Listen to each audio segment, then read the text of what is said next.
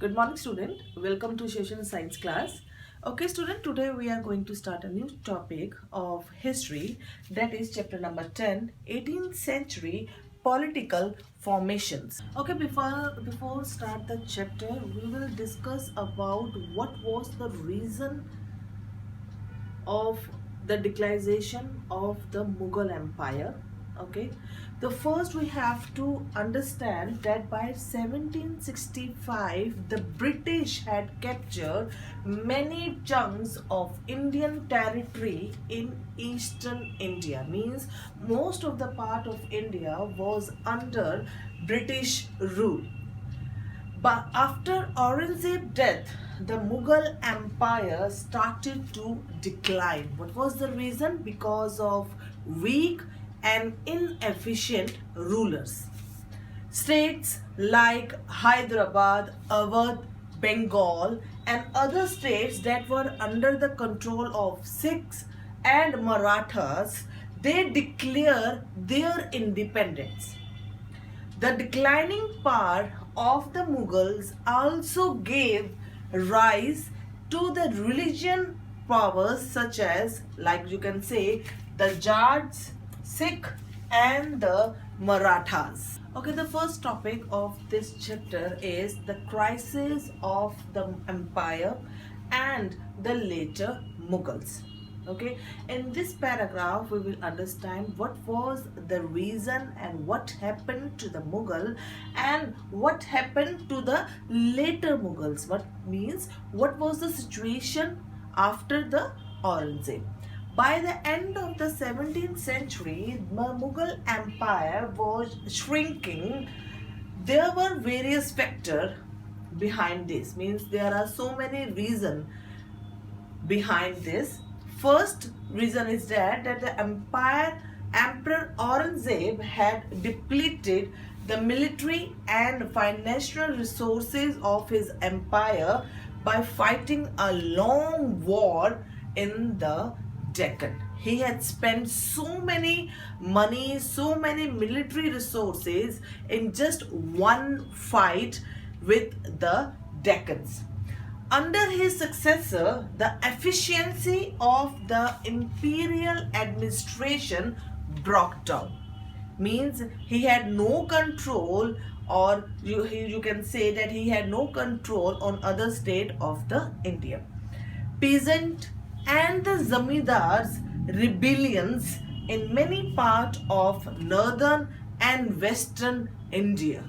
The other reasons are, like in the mid of this economic and political crisis, the ruler of Iran, his name was Nadir Shah, sacked and plundered the city of Delhi in 1739, and he took away immense amount of wealth. He had taken so many wealth from Delhi.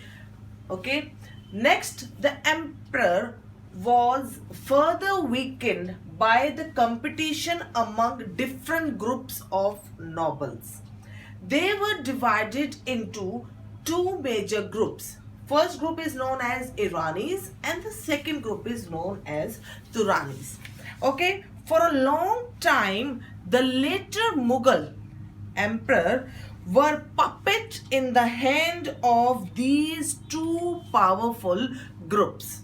Okay, the next topic is emergence of new state. Means after the declaration of the Mughal Empire, new states were formed.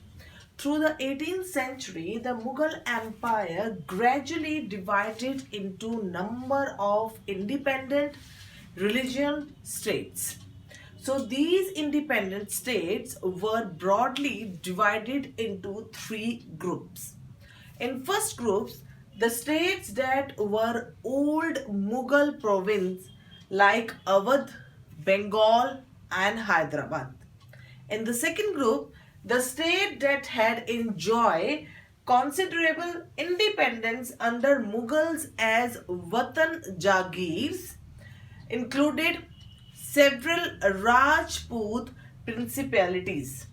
In the third group, states under control of Marathas, Sikh and other like Jats. These had seized their independence from the Mughal after a long drawn struggle, or you can say armed struggle. Okay, the next topic is the old Mughal province. Means we will talk about the first group in which states like Bengal, Awadh and Hyderabad are included. So we will first talk about the Hyderabad. Hyderabad was founded by Nizamul Mulk Asaf Shah, that is in the year 1724 to 1748. He was a powerful member of the court of the Mughal Empire, Farooq Siyar. Ashraf Shah brought skilled soldiers and administrators from northern India, and he also appointed mansabdars and granted Jagir. The state of Hyderabad was continuously, or you can say constantly, engaged in a struggle against the Marathas in the west and with independent Telugu warrior chiefs of the plateau. Okay, the next state that come under the old Mughal province is Awadh. So Awadh was founded by Burhanul Sadat Khan. Awadh basically was a prosperous region. Why it is so? Because it controlled the rich alluvium Ganga plain, that is very a fertile land, and the second one, the main trade route between North India and Bengal. He had a good control on these two things. Second, the Sadid Khan tried to decrease the Mughal influence in the Awadh region. He reduced the size of Jagirs and he appointed his own loyal servants to vacant position. And the last thing, the state sold the right to collect tax to the highest bidder, that is known as Jagirdar. Okay, the last state of old Mughal province is Bengal. Okay, the Bengal was founded by Murshid Qali Khan. Okay, he very quickly seized all the power that went with formal Subedar office.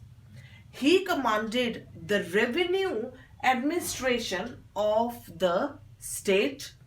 The revenue was collected in cash with great strictness from all the zamindars during his province.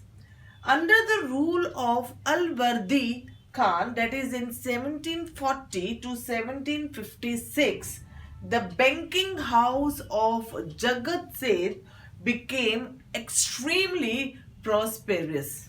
Okay student, this is all for today. In the next class, we will continue with the same topic of history, that is chapter number 10. Till then, have a nice day.